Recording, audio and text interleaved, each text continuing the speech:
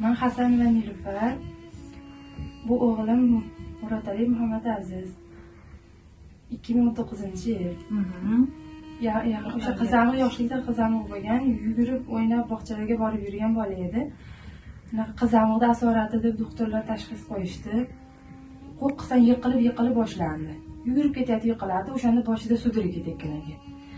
Keyin doktorga olib bordik, palensefalit, qizamiqda asorati, boshida virus bor dedi.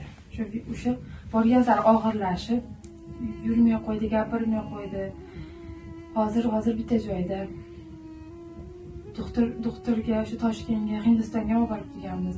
Toshkentda doktorlar o'zgarish bo'ladi, yana orqaga qaytib qolaveradi. Lekin bitta o'sha rossiyalik marshruti litseyni to'g'ri ham olganmiz. O'zgarish qo'llarda harakatlar bo'ldi-yu, bir kunda 20 ta dori ichardi-da, tabletka. 20 ta ichardi. Ketma-ket berardim. Tez yonida turib ovqatlarni berib, vaqtida berardim. O'zgarish ozgina bo'ldi-yu, sekin-da, baribir sekin bo'lar ekan o'zgarish.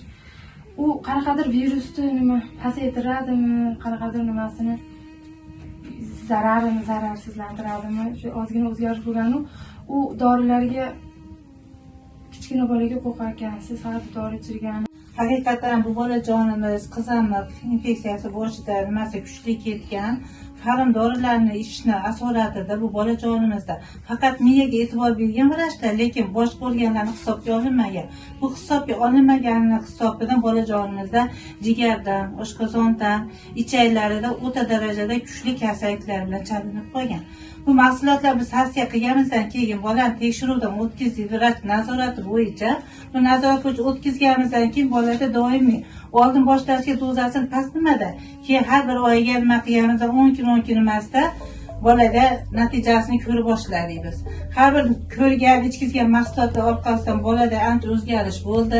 Hatto o'zi axlatini o'zi chiqara olmas edi. Ichgan yegan ovqatlarni chiqarib, shu mahsulot bo'yicha ichgandan keyin choy gelimizdan tozalovdan boshlab turib qildik. Shu jarayonda bolada ancha o'zgarishlar bo'ldi. 2 marta vrach ko'rigidan o'tkazdik. Hozirgi kunda bolajonimiz ancha yaxshilar. Mana endi hozir mahsulotni natijasidan tishlari ham chiqyapti. Lekin hali bolamiz to'g'ri nimalari bor, lekin harakatimiz yaxshi. Hozircha ganu mahsulotlari ancha bizda natijani berdilar. Mahsulotimizni davom etkazishga maqsad qo'ydilar.